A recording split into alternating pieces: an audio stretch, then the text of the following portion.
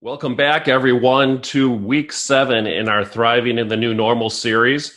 I'm glad to have everyone back here, and I trust that everybody has had a good week. It is starting to warm up in parts of the country, and I'm starting to get positive feedback from a lot of the different contractors out there as they are seeing a business pick up for themselves. And we're starting to figure out a couple of different things that are going on and what things consumers are responding to and some of the issues and challenges that contractors are facing as we talk to each of you on a weekly basis. So we've got some exciting stuff planned for you today. A couple of housekeeping things that I wanted to go through with everybody is if you did not last week, please take your cell phones out again and go to your contacts section. And I would like you to create a brand new contact. If you're a Goodman dealer, one for the Goodman Business Toolbox. If you're an Amana dealer, one for the Amana Brand Business Academy. Put the URL in there so you're able to easily access the website and see which upcoming trainings and workshops we have. And then go ahead and enter in the phone number 713-856-1853. This phone number will allow you to be able to text, and you can text any of the tags that we have listed here on your screen if you have questions around a specific topic or you'd like to get in touch or schedule an appointment with one of our coaches. So I really encourage you all to continue to use that. We've seen a lot of participation this last week, and I would like to see more participation. When you have any challenges or questions, don't hesitate to text that, set up an appointment, and be able to work with the coach that can provide the solution that you're looking for. We do have an exciting workshop that's going to be starting next week, and I'm going to go ahead and send out in the chat right now a link for everybody. So please go ahead and copy that link, save it for later, register for the workshop. This is our virtual high-efficiency sales class that Tom Whitman is going to be doing. He's halfway through his first run at the virtual high-efficiency sales workshop, and we're getting a ton of great feedback. Just so everybody knows, there's a special offer associated with that just for Goodman and Amana dealers, and that offer will allow you to get your own copy of the Pro Comfort Advisor selling software, which is the platform he's going to be teaching you to use for the virtual selling process. You'll get a 90-day trial, and you'll get the setup fee waived for that, which is a huge savings over the cost of the workshop. So please go ahead and register for that, and we'll talk a little bit more about that workshop a little bit later as Tom is going through his segment and talking about what we've got. Well, also, I wanted to remind everybody, we do have all of the previous Thriving in the New Normal series recorded. And if you go to your Goodman Business Toolbox or Amana Brand Business Academy, this is your opportunity to visit the broadcast that you may have missed or didn't have time to complete. Or if you just wanted to go back and review one because you missed a certain segment of it or wanted to hear it again, please go ahead and use that as a resource to be able to get into it and use. With that being said, let's talk about, we're going to talk about proactive versus reactive today. And I think that's a really important subject as we look at this thriving in the new normal and talking about with everything that's going on, are we in a proactive situation or are we in a reactive situation as a business? And the first thing I want to introduce or just talk about is a concept when it comes to your customers, those that buy heating and air conditioning systems. And an interesting study was done within the industry. And what they found is about 80% of the customers that buy heating and air conditioning equipment do so in a reactive manner. Now, this is done over the course of many, many years and decades that they kind of tabulate this information and put it together.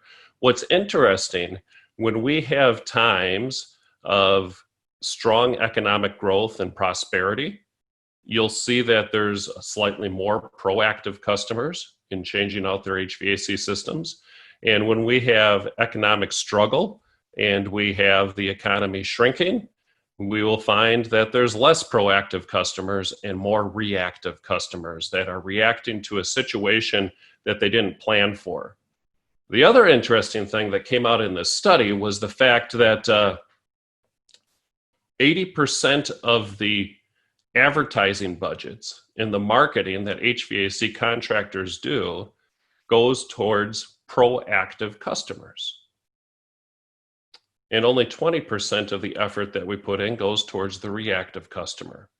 And so there's a couple of things I want you to think about as we dive into this topic, and we're going to be kind of flushing this out as we go through this.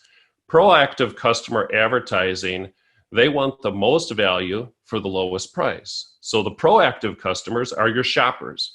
They're the ones that are beating you up on price. They're the ones that are saying, I need to get other bids. They're the ones that are asking, what sort of a deal can you give me today?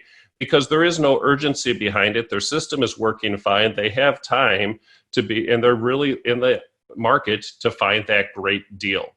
And so some of the things that might be getting thrown out that appeal to the proactive customer is the buy one, get one, or so much money off a new system, some sort of a rebate, a limited time offer, or some sort of call to action to get the phone to ring to drive that proactive customer to you. The interesting thing about that, when a piece comes across and it's for a proactive customer and I'm in the reactive mode, how many times have you gotten your mailbox stuffed full of junk mail and you sit over the garbage can and you're just sending things into the circular file, so to speak, because it really doesn't pertain to what you're looking for at that particular time? The reactive customer has a problem. Their mindset is solve my problem now. I need to get this taken care of. They want true 24-hour emergency service because it doesn't matter when it breaks down. They just want somebody that's going to be able to take care of it and fix the problem for them. They're looking for affordability versus the most value at the lowest price. And we'll talk about that a little bit today. They're looking for financing options that are available. They're looking for a fair price, and we'll talk about that a little bit. And obviously, when they have that problem, you have to be an option in order for them to be able to reach out and contact you. So I wanted to set the stage, kind of introducing you to the proactive and the reactive customer, and we'll go ahead and turn it over to Brigham, who's going to talk about how do you book a call even though you're already booked. Brigham? Thank you, Ben. All right, you guys.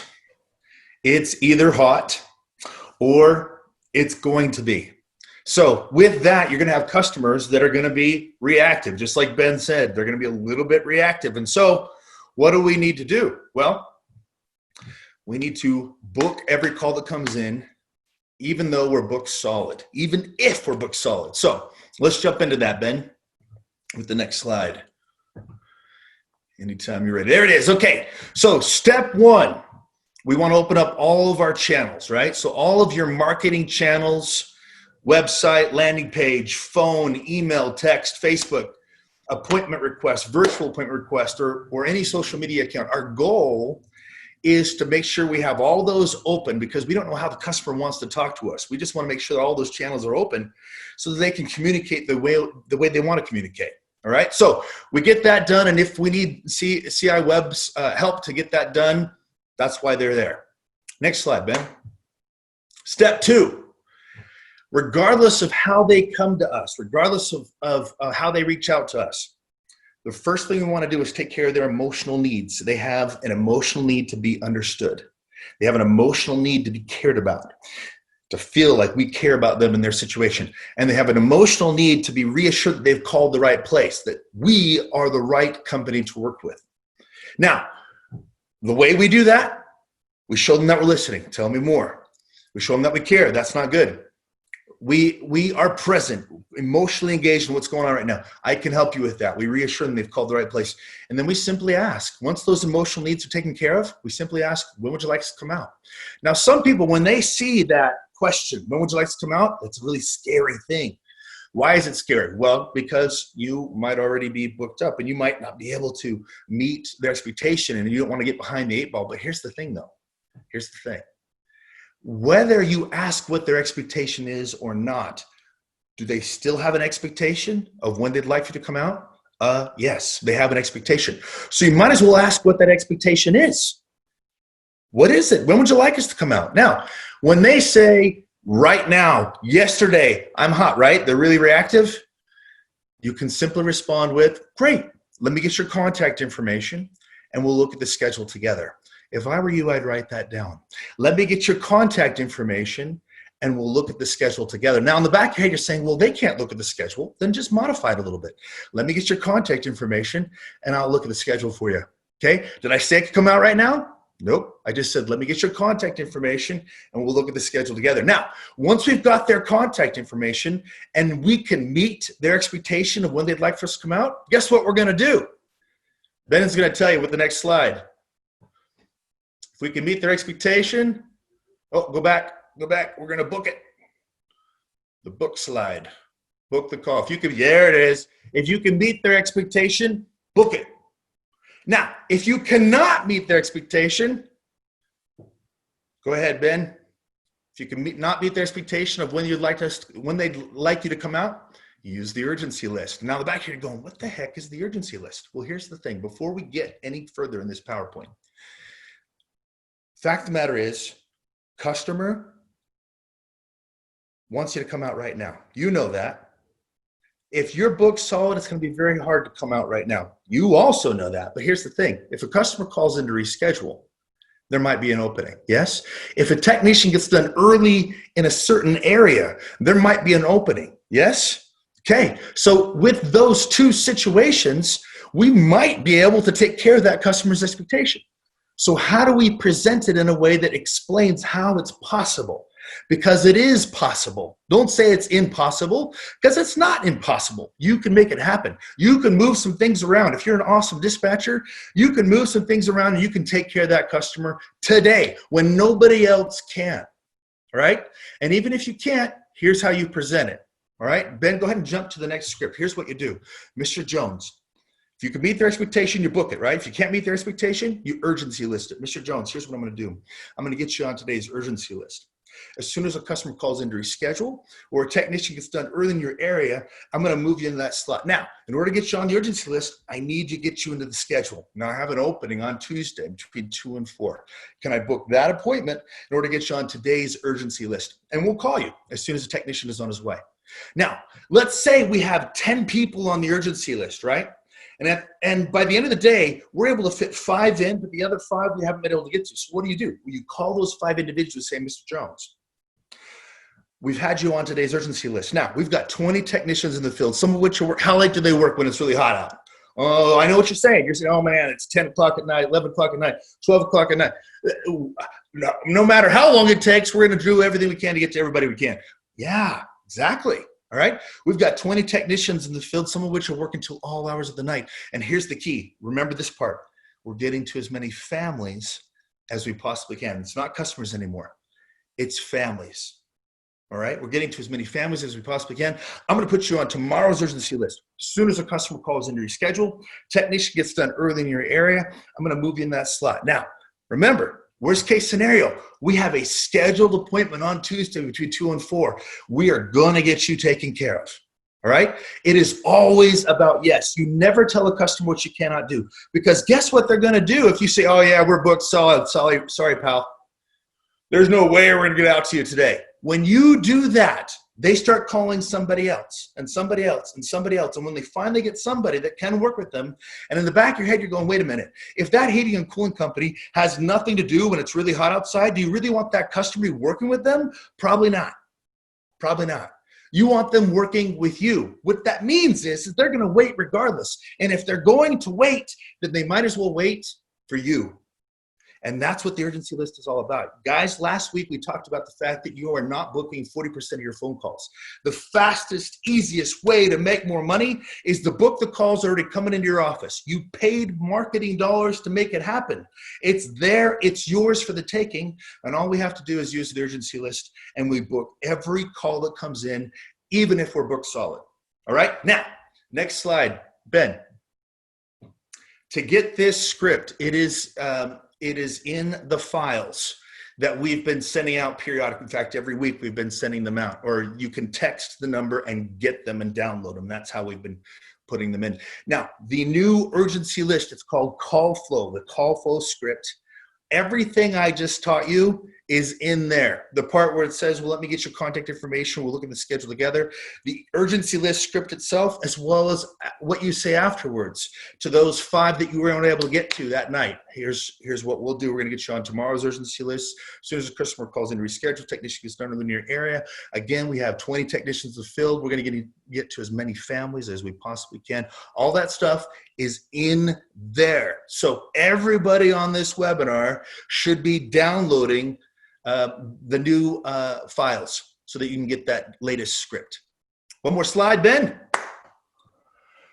For those of you who know in your heart of hearts that these scripts are fantastic and wonderful, amazing, but you're not going to do it without our help, please go to powersellingpros.com/coaching. Learn all about coaching. We can coach you twice a month using your own phone calls, and we can help you use these scripts and a whole lot more. Look forward to working with you. Oh, who's next? Dave, take it away, my friend. Who? David. It's David. Well, good morning and afternoon out there in thriving land. This is David Holt with National Comfort Institute. Everybody's got a favorite fairy tale, right? So you think about back in the good old days, Goldilocks and the 3 bears. And if you remember the gist of the story is she was caught eating some porridge, and some of it was too hot, some of it was too cold, some of it was just right. It's kind of like our industry when you think about it. When you go to any market throughout North America where I travel, we find contractors that kind of fit into one of 3 categories, right? So instead of it being Goldilocks and the 3 bears, it is, drum roll, Ben, Goldilocks and the 3 bids, right? So I got people that are too high, I got people that are too low, and I got people that are just right, right? So if we think about that idea, that fairy tale of being too hot, too cold, just right, if we think about proactive versus reactive, what Ben talked about in the opening was he talked about customers being proactive versus contractors being proactive. And they're actually just the opposite to a degree. So proactive contractors are looking at things in a different way. And we want to talk a little bit about proactive pricing here. This guy, Elliot Ross from Harvard Business Review, wrote an article and talked about setting prices is a real inexact science. I know because I've been working with contractors for over 20 years and helping them set prices on their service and replacement jobs. And it is an inexact science. There's math involved, depending on the contractor. I know my grandfather's method of pricing was take the cost of the equipment times 3, and that's what I sell it for installed, okay? Pretty simple for a guy that didn't really go to great lengths to learn job costing and stuff like that, and raised a family of 5 using that method, so I guess it worked okay back in the day. But the interesting thing is, one of the things that Elliot talks about in his article is he says this is one of the least understood parts of business. Even though it's one of the most important parts of business, it's one of the least understood. And when you think about proactive pricing, what you're trying to do as a business person is you're trying to say, okay, what's coming down the pipe? What's happening in the future? What things do we see with our customers, with the market, with our rivals, our competitors in the market? What are they doing that's going to have some sort of an impact on my price? Now, I will say this. I don't really care personally what my competition is selling stuff for, because in my mindset, and I've just got a different mindset I know than a lot of people, there is no competition. If you're doing the very best you can and you're applying all the principles that you know to deliver the safest, healthiest, most comfortable and energy efficient system possible, and your business is standing on 2 principles, one of quality, the other of integrity. If you're doing those things, you don't really have competition. You may have other people in the same trade in your market, but they're not competing with you, because once you get that customer and you own that customer, there is no competition, because they're not paying attention to anybody else. So a proactive pricer, when you think about anticipation, they're adjusting their processes as they go along. They no longer use their granddaddy's way to do things. They start looking at different ways to do things to better prepare for future outcomes. That's what we're all about here. When you think about proactive pricing, what we're saying is don't continue doing it the way you've always done it just because you've always done it that way. Things are changing and you need to change along with it. So one of the things you should do is look at it through the eyes of your customer. And when you look at it through the eyes of your customer, if you really study how other industries calculate and present their prices, and you apply what they do in your business, you're actually doing things, you're actually staying in line with the way consumers purchase today. So if we're selling to consumers, why not pay attention to the way that consumers buy from other suppliers in the market? So if you think about a restaurant, I mean, the first thing they do when you sit down at the table at a restaurant is they hand you their price book, right? Some people call it a menu, but it's just a retail price book for product that they deliver. It's pre-priced. It's already got a bill of materials associated with it. It's already got a process associated with making the meal. All of those components, just like we have for putting in a furnace or putting in a condenser, putting in an evaporator, installing a thermostat, all of the pieces and parts have been thought about. They've been planned for ahead. They've got all the materials back there in the kitchen to be able to put it together. And they got a process that works most of the time, right? As long as they've got the training and so forth going on. But the point is that industry pre-calculates their price and puts it on a menu and hands it to the customer. Okay. What about automobile industry? What can we learn about how they do what they do? Well, their big deal is bundling, right? I mean, you can buy 4 tires from an automobile dealer, but it would be very expensive, right?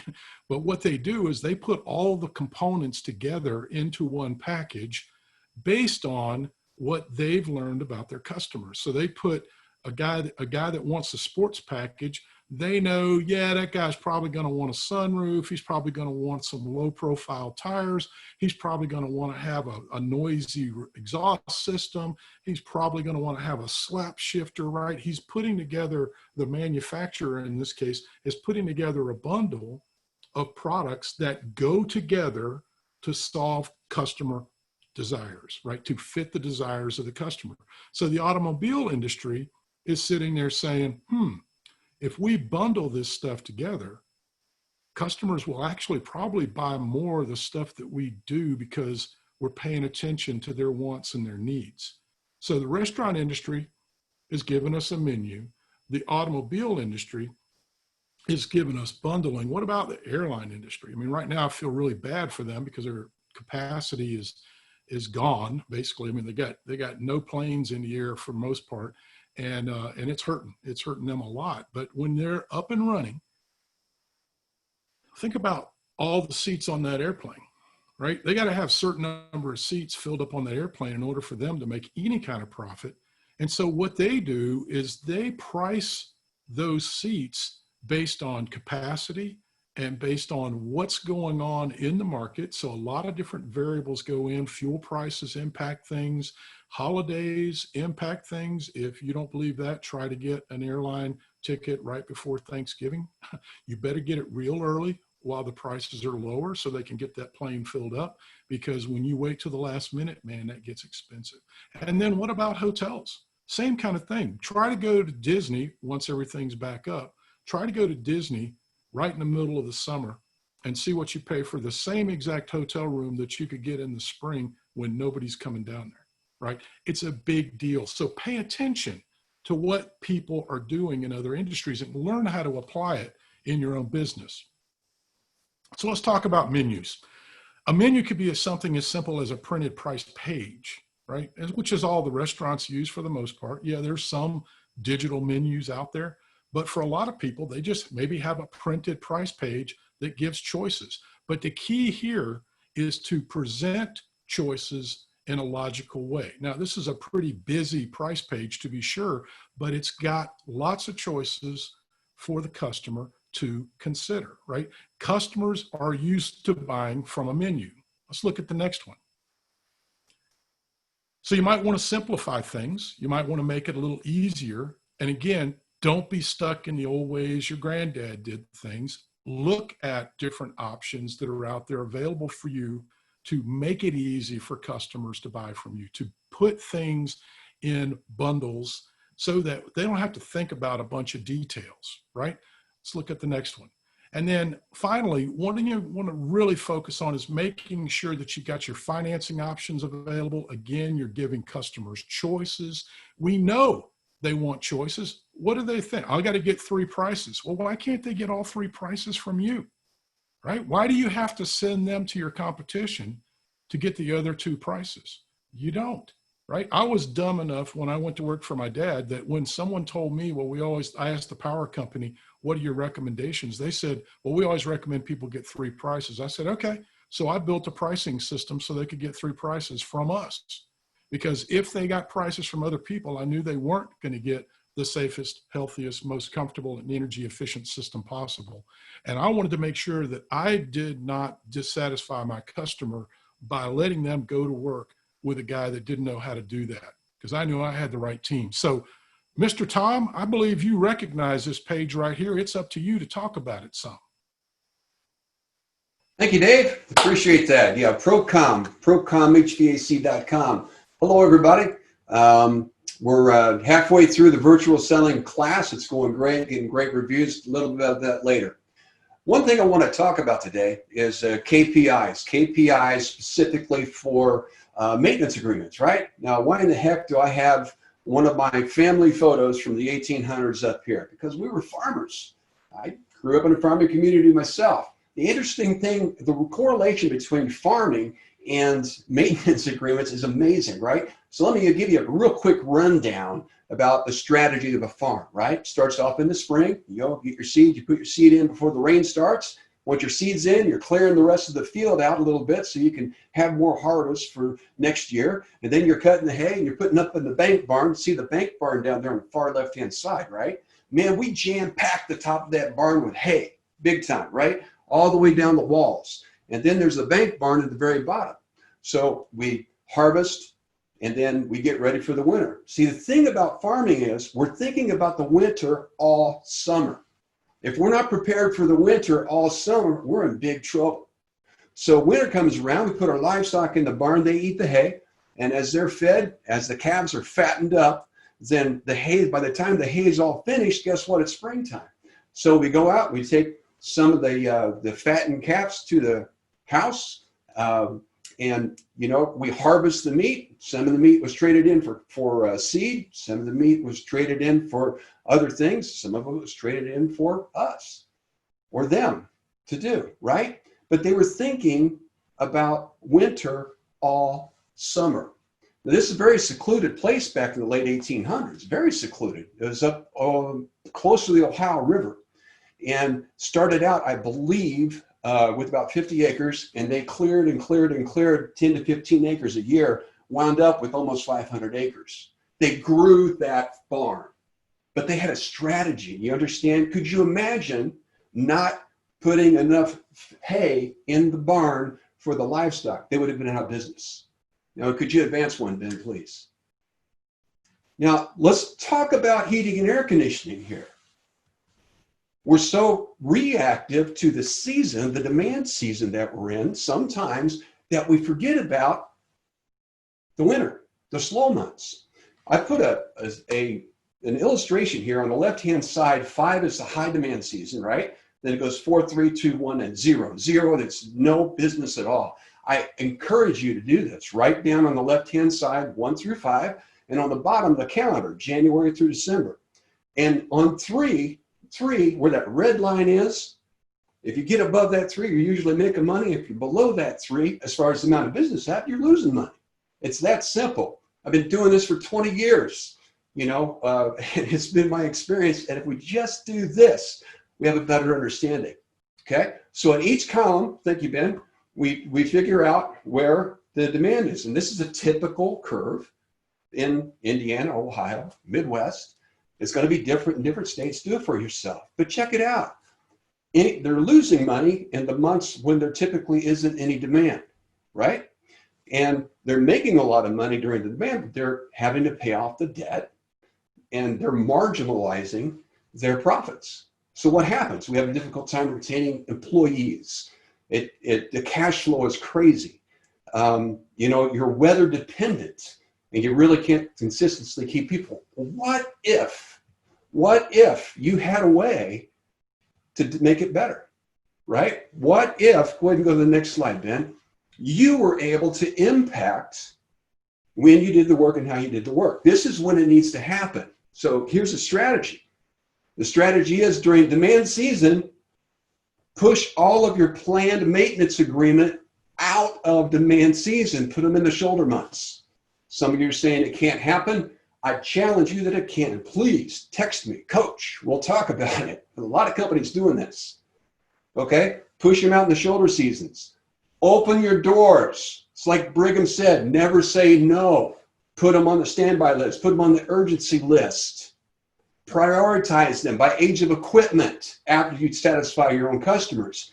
Next step, you get your technicians out there and we teach them how to convert those demand customers to agreements. So check it out. It takes 252 visit agreements to keep one technician in front of 4 to 5 customers during the slower months. Think about that for a minute. 100 tune-ups on older equipment during slow months. You know, the only people that can do this are your technicians. If you're in a slump right now that, you're still fighting this cycle, you can be at this cycle by this time next year if you take advantage of the opportunity now. Now is the time to start thinking about the slow season once we're getting into the busy season. Get it? So here's some KPIs for you for today. 252 visit agreements will keep one technician in front of 4 to 5 customers during the slow season. When do you acquire them? During demand season. Why? Because it's relevant. If they're doing a repair on an older system, they say, hey, your system's 8 years old, it's out of warranty, the probability of future repairs are fairly high. I'd recommend you get on a maintenance agreement. You'll go to the front of the line service, a little bit of discount on the day, and when we're slow, we'll be out here checking it out to make sure you don't have any problems. What do you say? That's how it's done. It's not difficult. 50% of those demand service customers will do that. Bring in new customers. Talk to Jennifer. She'll make that happen. Convert them into opportunities. Talk to Brigham. He'll make that happen. If you need some branding, Matt will make that happen. I'll coach him up. I'll show you how to turn those opportunities into a strategy that'll get you cash strong. Okay? Now, 500 agreements. 500 agreements will keep a full-time maintenance technician in front of customers all year. The other 2 things, you want to keep demand schedule open for new customers. We're taking new customers, as many as we can get, right? And then schedule agreement work when you need it. When you need it, put the hay in the barn. Make sure you have enough hay in the barn to thrive through the slower times. Think winter all summer, summer all winter. And 50% agreement conversion during demand season. Let's go one more, Ben. So this is kind of like managing a farm, right? Very, very simple, very straightforward, very doable. If you need help with that, call me. Next week, we're going to touch on the skill sets of turning those not only agreements, but also leads. Folks, this strategy helped a lot of customers. And just like my ancestors took it from a farm from here to here, you can grow your business the same way by acquiring new customers and constantly adding 10 to 15% to your base and own them. Great experiences, and they're your customers. By the way, another topic, starting next week, we're starting a new classes for the virtual selling process. Sign up. I'd love to see you there. If you have any questions about that or this strategy, coach 713-856-1853. God bless. Good selling. And we'll see you later. We'll hand it off to Matt. Thank you, Tom. Awesome presentation. Man, the energy today is phenomenal. Tom, great job. Brigham, amazing job. David, amazing. I don't know that I can keep this energy up to everybody else, but I'm certainly going to try. So thank you very much. All right, let's talk about the 3 simple steps to being proactive, right? Let's be proactive when we go to sales instead of reactive. Offer finance to every customer every time. I know you've heard this messaging before, but let's repeat. Offer financing to every customer every time. Be proactive. Do not be reactive and wait for that customer to raise their hand and say, hey, do you offer financing? Because the customer that raises his hand and offers financing probably is not the customer that's going to be able to get approved. And I know right now there's a lot of questions out there about approvals, right? And what kind of approvals are. And are people using financing? Our friends at Enterbank did a third-party study that we're really thankful for and gave us some really good insight into their entire home improvement base, or our entire home improvement base, through the EGIA. And one of the facts they've pulled out was 80% of homeowners use payment options, do it because it's not that they don't have the cash. It's that they're looking for the value, the convenience, and the flexibility, right? And that was 80% before we got into our current time. What's it going to be now? Certainly going to be even higher. Secondly, keep your payments as close to $100 as possible. What we've learned is using low payment factors are going to make that the most important, lowest payment possible. And the closer you can keep their payment to $100 to $125, you're going to find sales are going to skyrocket, because now you're making that product affordable, people. And then the third one we want to focus on, go back one more. Let me finish that, Ben. Go back. Offer the deferred payment solutions, especially in today's market. I've said this before. We're going to continue to pound this. Right now, people are looking for no payments for the next 6 to 12 months. They don't know their clarity. They don't know what's going to be going on. So have the foresight and be proactive enough to be able to offer them a solution where you don't have to make payments. You don't have to do that.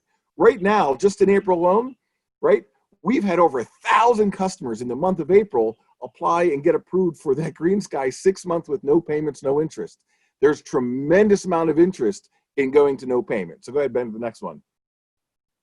So which market is the better solution? So let's talk about this. We have an installment loans, and there's a lot of revolving credit out there. And most people think revolving credit, they think of credit card, but I also want you to think about Wells Fargo, Synchrony, and some of the other home improvement programs out there. The installment loans, why are we trying to preach this? Because on a $10,000 replacement system, a payment is $132 a month. That's with a 9.99 interest rate, right? So you've got a locked in rate. If all of a sudden you fall into some default, you have some issues, and we're all dealing with some issues right now, and you miss a payment or you're late on a payment, your payments don't change with an installment loan. They maintain the $132 a month, a very affordable solution. Plus, with installment loans, you can offer a no payment solution. Again, be proactive and know what your customers are looking for. If you look at the revolving credit or the credit cards, that same $10,000 replacement system is $225 a month. And because it's revolving, it's not going to pay off necessarily in 10 years. That thing can go 15 to 16 years if you're making your minimum payments. It's got a higher revert rate. If all of a sudden you're running into a little bit of delinquency, a little bit of issues, and you're a little bit late on a payment, that $999 can revert to $27.99 because it's a credit card and there's no turning back. So this is how we want you guys to start using payment factors and being proactive on offering your customers the best programs, the better programs, and making it super affordable. Ben, go to the next one if you don't mind. How do people purchase? I'm tying in what David Holt was saying with NCI is, let's pay attention to what people are doing in the market. Using that same Enterbank survey that we did, right? 43.8% increase in their jobs by offering them a same as cash loan, right? 34% of homeowners chose to do additional work. So now when they do want that IAQ, when they do want to tie into Tom Whitman and the maintenance agreements, and you bundle these purchases up, because you're offering this program, you're going to be able to get those deals and make those deals significantly larger. It's a really big point. We need to make sure you're taking advantage of the opportunities to offer the people what they're asking for and making it affordable. Roll one more time, Ben, if you don't mind. Right? So here's the best, better, good base that David Holt worked out for you. So big old shout out to NCI. Thank you, David, for putting this together. You got a best, better, good, and base. What we've done is we're taking payment factors and we're going to show how that works for you. I want you to stop focusing on interest rate. I have too many contractors that reach out to me and say, boy, a 999 rate or an 899 rate, that's a little high. I don't know if our customers will go with that. We need to stop prejudging the work that goes for end customers and start actually paying attention to making the affordability on a monthly basis for a customer. In this one, what we're doing is we're using the payment factors to try to create the best program possible. So you're going to notice on the best, the payment factor is 1.08. We're going to use a 699 12-year, and that 1.08 payment factor keeps that payment at $129 a month. You'll notice on the better, the payment factor is 1.16, right? So now it's a 699, it's a 10-year, but the payment is still very similar at $132. On the good, we're going with a 999 10-year, but that payment factor is you'll see the payment factor is a little bit higher there, and it makes a payment of $128. And then on the base unit, we're offering the little bit of the highest, right? And the reason we're actually offering a little bit of a better rate is because better equipment gets a better interest rate. So on the base, you're keeping your payment factor at 1.6. It's still significantly less than the payment factors that work on revolving, where it's traditionally 2.5. Listen, most of the other manufacturers, and I'm not slamming anybody, but most of the other manufacturers are working with the Wells Fargos and the Synchronies of the world that have that revolving credit, that have those revolving programs, and they have a 2 to 2.5% or payment factor. You've got the opportunity to use payment factors that make this work significantly more affordable. And if you look at this better, good, better, best that we worked with NCI to put together, you're going to notice the difference between the lowest base unit at $141 a month and the best base unit at $129 a month is within $10 the entire stream. Now the customer can make the correct options. You're proactively choosing this for the customer, of giving them choices, and they can make the best option based on what they want, not on what they think that you can afford, because they're doing it across the board. This is the kind of thing we can work with everything. So Ben, I'm throwing this to you. Go for it. Thank you so much, Matthew. And, these are all really good points, and I hope people are jotting down, taking some notes, looking at their process that they have. That's what this has all been about from the beginning, is being able to look at the processes that we have and what can we adjust, what can we change, how can we look at things differently in order to help us to be better positioned to be able to thrive during this time that we all find ourselves in. And so now we start talking, and we're continuing off our discussion of last week. Last week, we introduced a couple of different customer types to you, and we talked about the Explorer and the Vacationer, the Prisoner, the Freeloader. If we look at the Explorer, that customer can be summed up exactly what Tom Whitman was talking about with the maintenance agreement customers. And one of the things that we found when you look at the Explorer and the maintenance agreement customers, if they continue on with you over the course of a certain period of time, in this example, we have 12 years, we know that there's going to be a replacement during that time. We know there's going to be a couple of service calls that we're going to come out and we're going to take care of. We know that there's going to be a couple of maintenance calls. Obviously, if we're in a maintenance contract, we're going to be coming out twice a year, and they're going to be involved with that. And the number that's represented above each of the customer types here is the average profit that I would see from that company, from that customer each year. And we introduced that concept last year, and we showed you how that broke, or last week, and we showed you how that broke down. What's interesting, when we look at the Explorer, and we look at the Vacationer, we look at the Prisoner, we look at the Freeloader, I think it's obvious that the Prisoner and the Freeloader are lower. When I look at the Vacationer and the Explorer, and I take those numbers and I average them over the course of 12 years, I see that I have a higher number in the Vacationer. One of the things that we're not taking into account, and this is really, really important, because there's those two axis that we're looking at. We're looking at customer profitability, and then we're also looking at the customer experience that that customer has. And so when we look at that, that's going to be a big determiner on the overall retention that we have from that customer. We talked about last time, the Vacationer is the customer that does business with you until something else better comes along. And so when I look at the retention pattern between the Vacationer and between the Explorer, I see a drastically different scenario playing out. In fact, if I had 1,000 customers at the beginning of the 12-year process, I would be down to 0 customers by the end of the 12 years. And with the Explorer, I would still have roughly 200 customers left. With the Prisoner and the Freeloader, you can see how they disappear even faster. And so we're constantly working on activity to fill that funnel up and put that together. And as we start to look at this CLV, we're going to be putting some calculators together and some different tools and resources for you to start looking at your own business. And we'll start seeing what these numbers mean to me in my business. But the 2 things I wanted you to start thinking about as we continue to build off of this topic is number 1, looking at the revenue or the profitability of each customer, and then starting to look at the retention that I have from a customer as we continue down this journey of tying in the customer lifetime value and how that applies to my business's overall profitability, and even the value of my business, which we will talk about in the future episodes as we continue to go through this.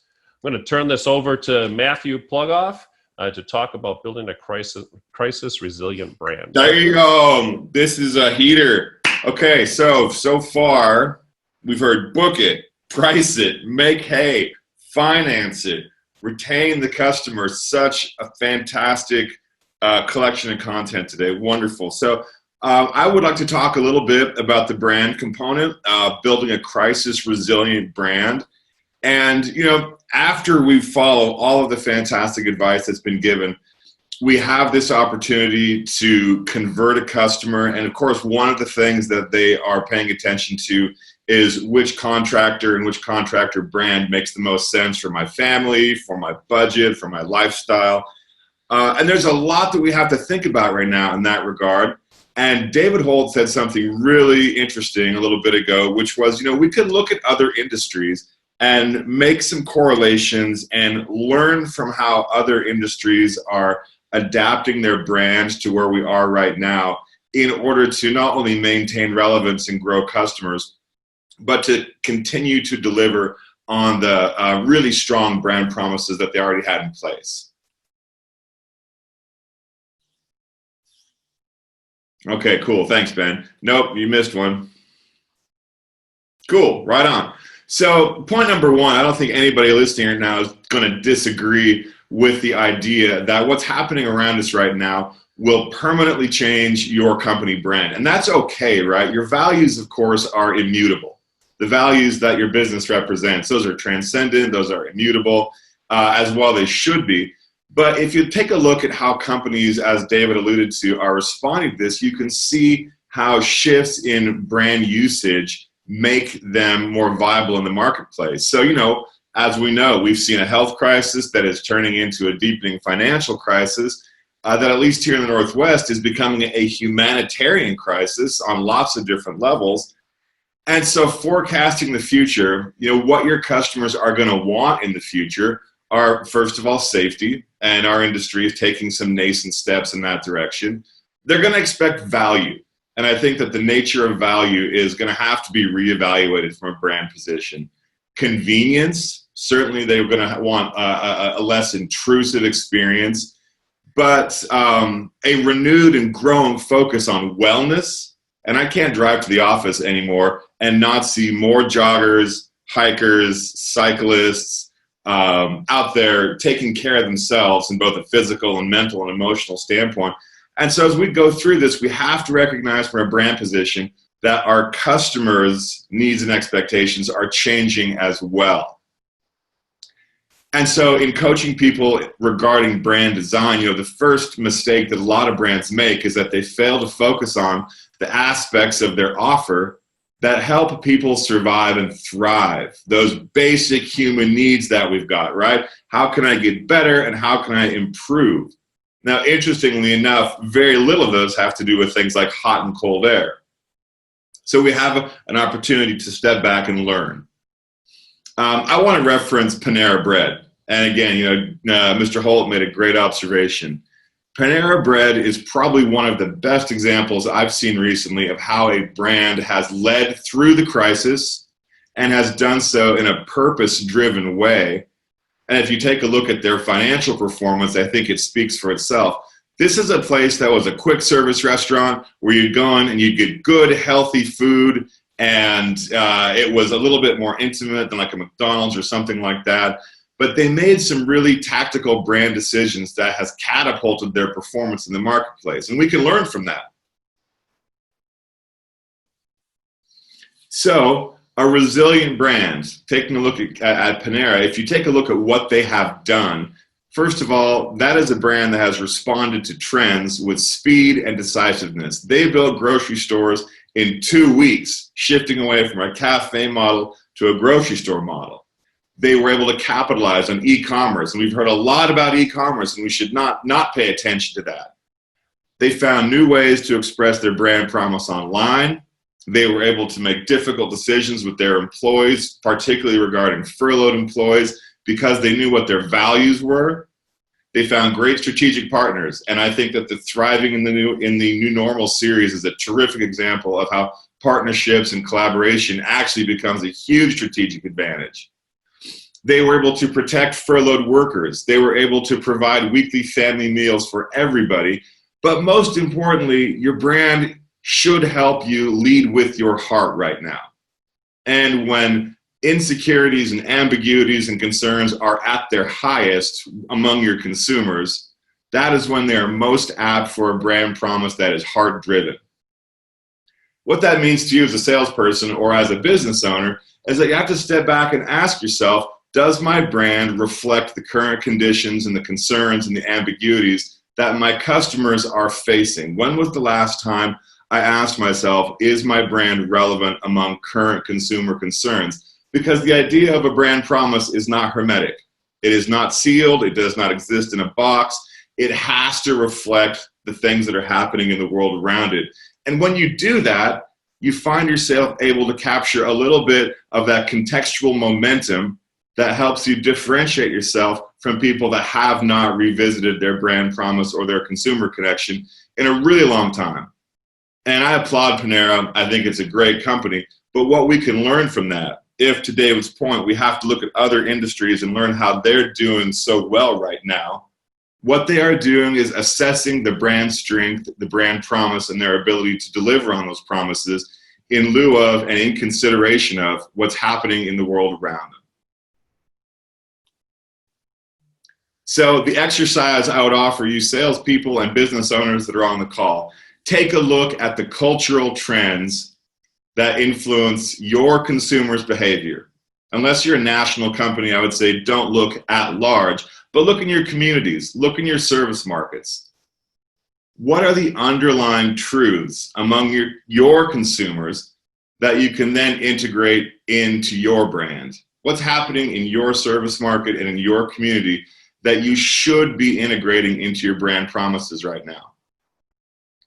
And to scale it differently, if Panera decided they were going to wake up and get into the air conditioning business, how would they do it? And what can we learn from an already successful model?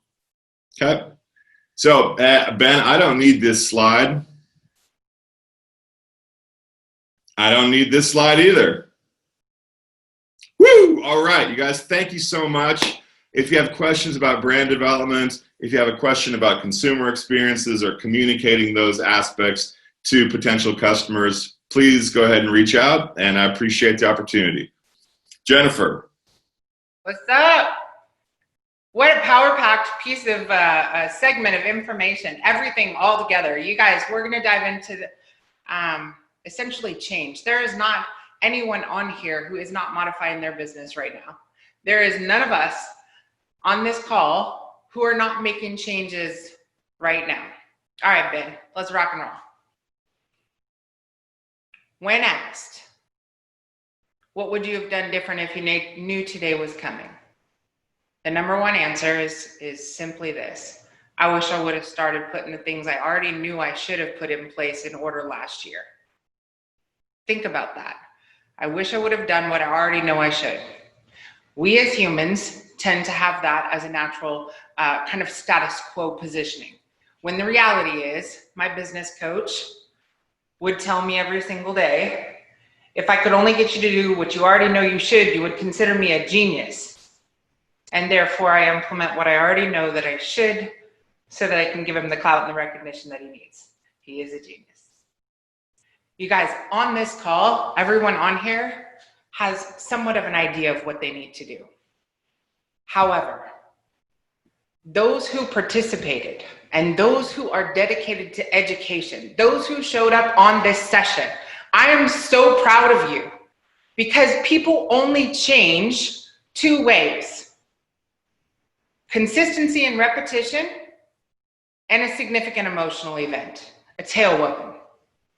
Those of you on this call, those of you that committed to training, those of you that attended workshops, those of you that sat through classes, those of you that already implemented the e-commerce elements, the virtual sales elements, the online chatbots, the online scheduling, content strategies, SEO strategies, social media strategies, local directory strategies, those of you that have been working on this for a very long time, you are learning and have learned through consistency and repetition.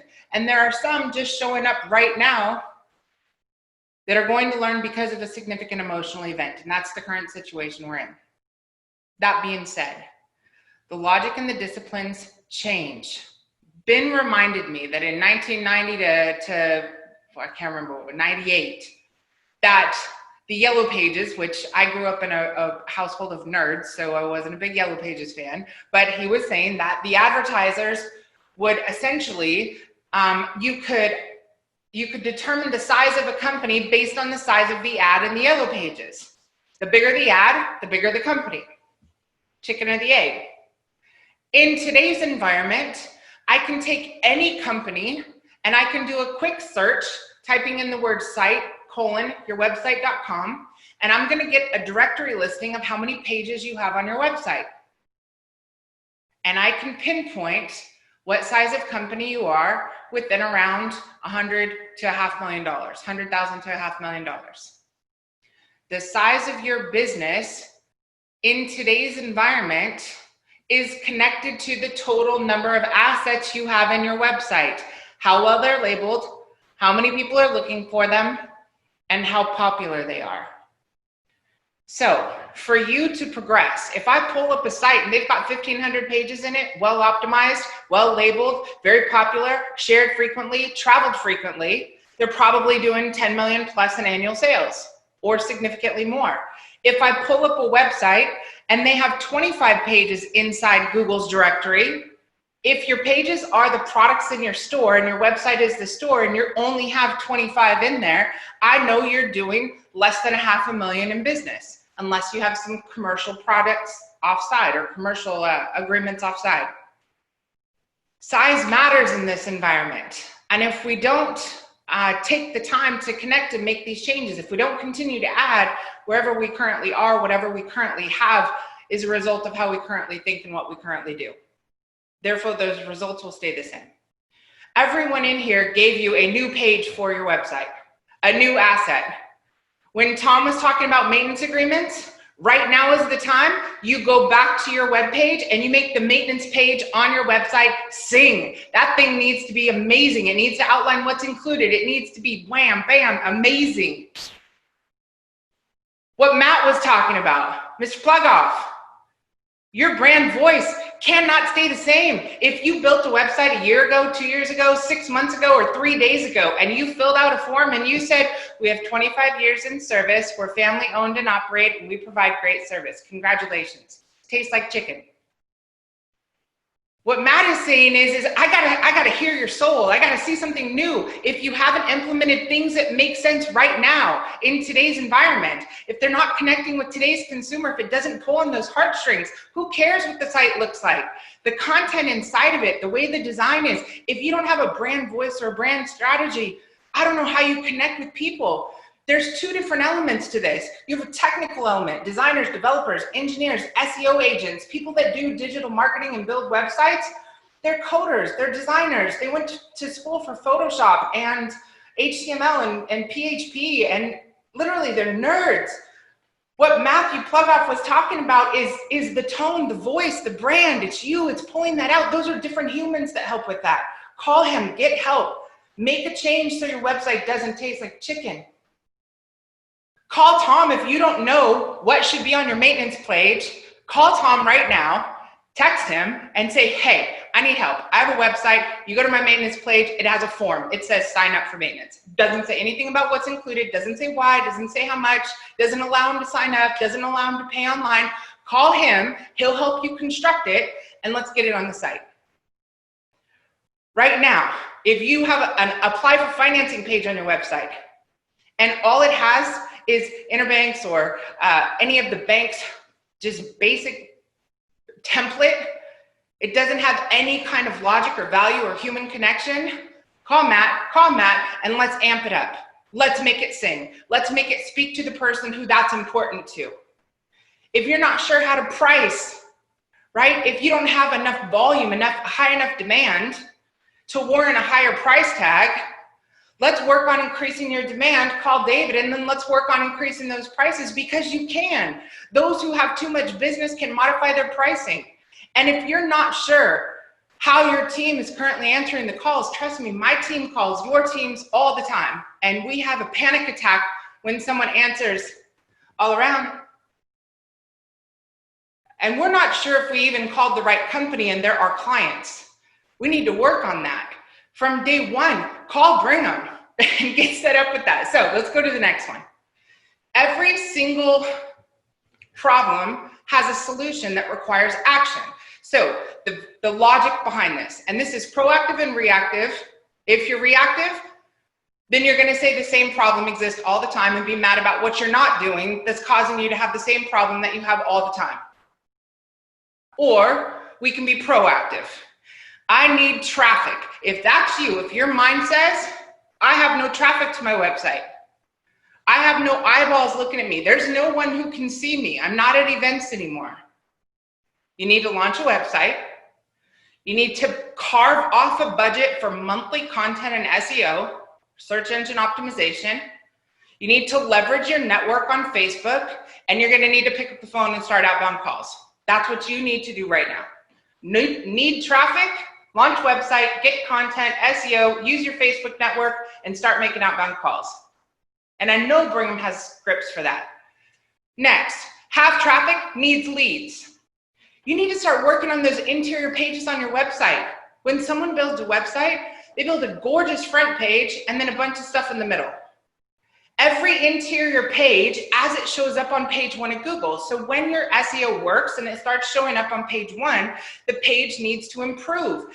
Add more content, integrate more SEO data into it, connect your social media listings, offer more promotions, offer financing, showcase call to actions, all of those things that are necessary right now. As Ben talked about in the very beginning, those consumers who have something that's broken or not working, they're doing a search. You either show up or you don't. If you need more bookings, put in the systems to do it. If you need more closings, call Brigham, get set up with training, get your virtual presentations in place, and so forth. And if you need staff to better service, price, and quote, obviously there's solutions for that. The bottom line is action breeds activity. You got to take it. Thank you so much, team, for a great message. And I just want to let everybody know we are coming to our halfway point next week. And so there's a couple of challenges I wanted to throw out to this group. I want you guys, if you're finding value from this series and you're finding good content and information, I would like you to invite as many other contractors as you know and get them involved in here. We're going to be doing some things over the next couple of weeks as we're going through this that are going to be interactive. We're going to be getting more information from contractors and from people in the industry. And so the more people we have involved, the better. So I am going to challenge every one of you to reach out to other contractors that you know about and invite them to this series. To give you an idea of where we're going to be going, we talked about maintenance agreements. And so we're going to be looking at how maintenance agreements tie to sales. We're going to be looking at how maintenance agreements tie to open tune-ups. We're going to look at how maintenance agreements tie to service and how maintenance agreements tie to your installation team. As we look to start putting a very good, strong foundation together for each of your businesses, I'm excited with the information that we're going to be rolling out to you and that we're going to be covering over the next 4 or 5 weeks here. So please invite others to attend with us, get more people involved as we continue on this journey. As I've said before, everything is recorded. And as we end each session, continue to embrace technology and thank and encourage your people. Until next time, we'll see you soon.